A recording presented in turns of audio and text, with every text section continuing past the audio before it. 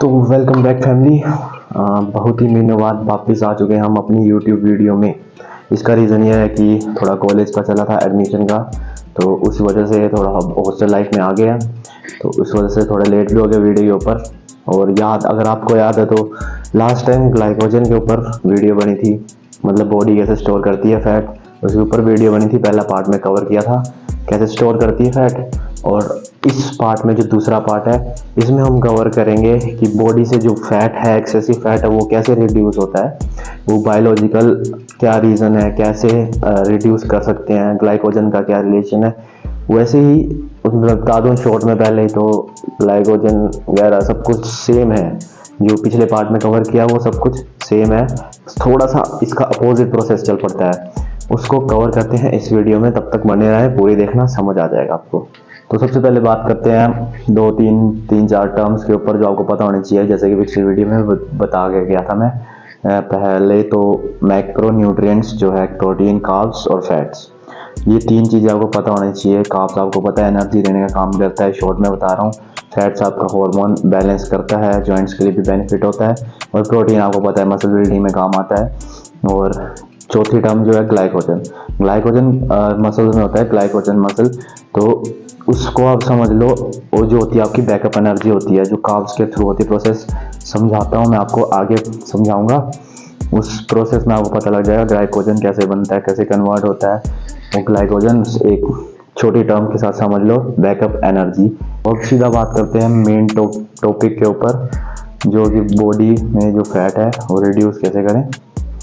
बात करते हैं सीधा, जैसे आपने कार्ब्स से रिलेशन जो है ग्लाइकोजन का है। जब कार्ब्स से आपने जब कार्ब्स ली आपने बॉडी में, डाइजेस्ट हुआ स्टमक में, उसके बाद जब वो कार्ब्स डाइजेस्ट होकर गई तो ग्लूकोज में कन्वर्ट हुआ, ग्लूकोज से कन्वर्ट होकर हो जाएगी आपके ग्लाइकोजन टैंक में। जब ग्लाइकोजन टैंक में आपके एक्स्ट्रा एनर्जी आती रहेगी, ग्लूकोज आता रहेगा, और जब ओवरलोड हो जाएगा तो ओवरलोडेड जो आपकी होगी वो सीधा कन्वर्ट करेगी बॉडी आपके फैट में, और बार बार लेते रहोगे, कार्ब्स बढ़ता जाएगा, बार बार बॉडी में स्टोर फैट जो आपका फैट होगा वो होता जाएगा। तो इसी प्रोसेस में हम उल्टा कर देंगे, जो हम ये सब कुछ प्रोसेस मैंने सीधा बताया, तो ये प्रोसेस थोड़ा सा आपको चेंज करना पड़ेगा। उसके लिए आपको पहले जाना पड़ेगा अपनी कैलोरी डेफिशिएट में। अब कैलोरी डेफिशिएट क्या होती है? कैलोरी डेफिशिएट होती है आपकी जो आपके मेंटेनेंस कैलोरी होती है। अगर कैलकुलेट करनी हो तो गूगल से आप कर सकते हो, और भी फॉर्मूले मेथड होते हैं, उसके ऊपर मैंने वीडियो बनाई है, वो भी आप देख सकते हो। तो कैलोरी डेफिशिएट में जब आप जाओगे तो 200 से 500 कैलोरी डेफिशिएट जब लोगे तो उसमें कैलोरीज के साथ साथ कार्ब्स भी लो होगी। जो वेट लॉस करते हैं, फैट लॉस करते हैं, सबसे पहले कैलोरी डेफिशिएट को भी समझना पड़ता है। अब जब लो होगी, कार्ब्स भी लो होगी, और आप कार्ब्स लो में रह रहे हो, लो लेते जा रहे हो, तो आपके जो अंदर एनर्जी लेवल्स होंगे वो भी डाउन होते जाएंगे। और जैसे जब पूरी एनर्जी नहीं मिलेगी, आपके जो अपने कार्ब्स लिए डाइजेस्ट हुए वो आपको एनर्जी पूरी नहीं दे पा रहे हैं, तो वो जो बैकअप एनर्जी होगी ग्लाइकोजन टैंक में, वहाँ से लेना शुरू करेगी, जो आपने भर रखा होगा अपने कैलोरी सरप्लस में। जब आपने वो भरा हुआ टैंक एनर्जी लेता गया, और दूसरे दिन आप चले हो, लगातार चले हो, दूसरे तीसरे चौथे दिन लगातार आप लो कार्ब्स मील में चले हो, वो टैंक खाली होता जाएगा धीरे धीरे। जब वो पूरा खाली हो जाएगा ग्लाइकोजन टैंक, तो फिर बॉडी जो है एनर्जी देना शुरू करेगी आपके फैट से, जो बॉडी में स्टोर्ड फैट होगा, स्टोर्ड एनर्जी होगी, वहाँ से देना शुरू करेगी बॉडी आपके लिए एनर्जी। जो भी आप काम कर रहे हो, हैवी वर्कआउट कर रहे हो, धीरे धीरे वहीं से ही शुरू करेगी। तो इस बात का सबसे पहले ध्यान रखना कि कैलोरी डेफिशिएट में जाना जरूरी है, साथ में कार्ब्स कम करना जरूरी है, और सबसे इम्पोर्टेंट प्रोटीन इंटेक हाई करना जरूरी है।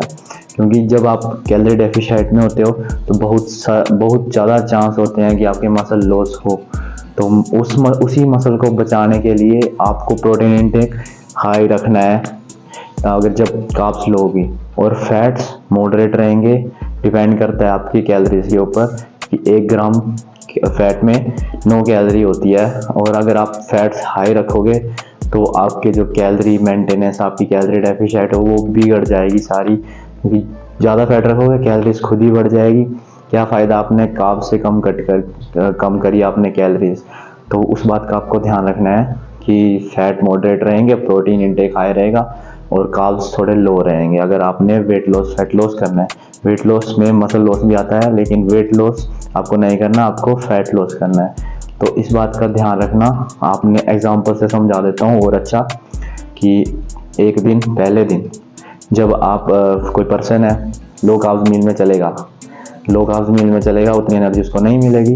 वो ग्लाइकोजन टैंक से उसने पहले दिन ली एनर्जी ली, तभी भी ग्लाइकोजन टैंक जो है उसमें भी अभी बहुत ग्लूकोज बचा है। और अगले दिन फिर से लो कार्ब मील में चला, वही सेम प्रोसेस, फिर से उसने एनर्जी ग्लाइकोजन टैंक से ली। अगले दिन तीसरे, दूसरे, तीसरे दिन, चौथे दिन, पांचवें दिन चलता रहा। जब खाली हुआ तो उसके बाद वो फैट से लेना शुरू कर देगी बॉडी।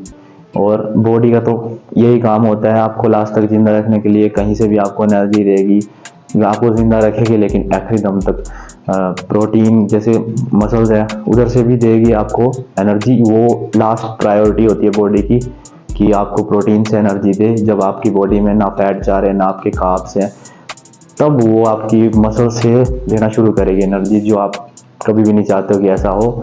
तो इसीलिए मसल को बचाने के लिए प्रोटीन इनटेक हाई रखें। और ये जो बात करी मैंने, पता है उल्टा ही है, समझ तो आपको आगे होना इतना मुश्किल भी नहीं है। ये 2 महीने बाद बताया, थोड़ा सा हॉस्टल लाइफ में आ गया हूँ, वीडियो की कंटिन्यूटी टूट गई। इतना मेरे को इस टॉपिक में क्लियर करना था। आई होप समझ आ गया होगा आपको। तो सब्सक्राइब करें, लाइक करें, शेयर करें। अब मिलते हैं अगले टॉपिक में, कोई नया टॉपिक लेकर आते हैं। तब तक आप कमेंट में बता सकते हो कि आपको वीडियो कैसी लगी और अगला टॉपिक क्या आना चाहिए। Bye bye.